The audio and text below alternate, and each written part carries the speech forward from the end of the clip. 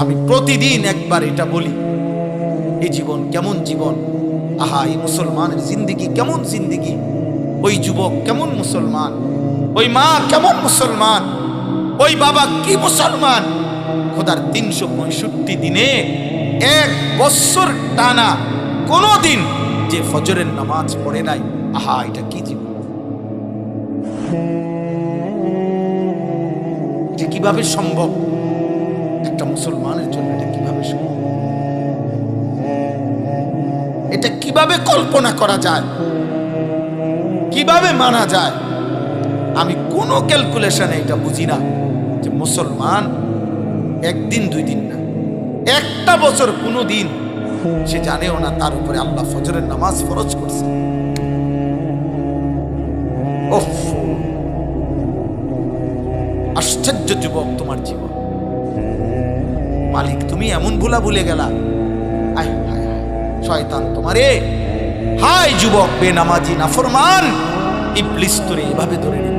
আহ কি কাম দিল তোমাকে, আহারে নাফরমান, হায় হায় নওজোয়ান, তোমার ইবলিস সব মিলাইয়া কয়টা কাম দিল। 1 নাম্বার বলে দিল শয়তান তোমারে যে যুবক তোমার প্রথম ডিউটি সারাক্ষণ চুল নিয়ে পেরেশান থাকবে, সারাক্ষণ টেনশন করবা চুলিটারে কেমনে আর বিকৃত করা যায়। অথচ চুল নিয়ে ব্যস্ত থাকা, চুলের চর্চা করা, চুল নিয়ে সৌন্দর্য চর্চা করা, এটা নারীর স্বভাব। মাঝখানে মোবাইল এটা ধরে রাখলে দিলে ঢোকে না, দিলে জমে না। মনে করেন প্রতিনিয়ত মাহফিল হয়, একজনের পর একজন বক্তা উঠে নামে, একজন আসে আরেকজন যায়। আসলে এটা তো মূল বিষয় না, মূল বিষয় হলো আমি কিছু গ্রহণ করলাম কিনা। কোরআনুল কারীমের মধ্যে আছে আল্লাহ তাআলা বলছেন,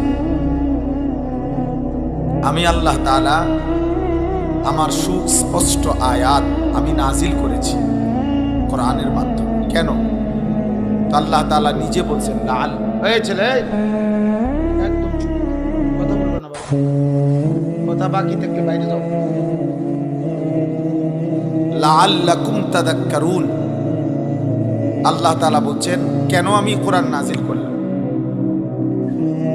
যেন তোমরা উপদেশ গ্রহণ করতে পারো। কোরআনুল কারীমে আছে আল্লাহ তাআলা বলছেন ইয়াইযুকুম লাআল্লাকুম তাযাক্কারুন, আমি আল্লাহ তাআলা এই কোরআনের মধ্যে তোমাদেরকে ওয়াজ করছি। কেন? লাআল্লাকুম তাযাক্কারুন, যেন তোমরা উপদেশ গ্রহণ করতে পারো। একই বক্তব্য আল্লাহ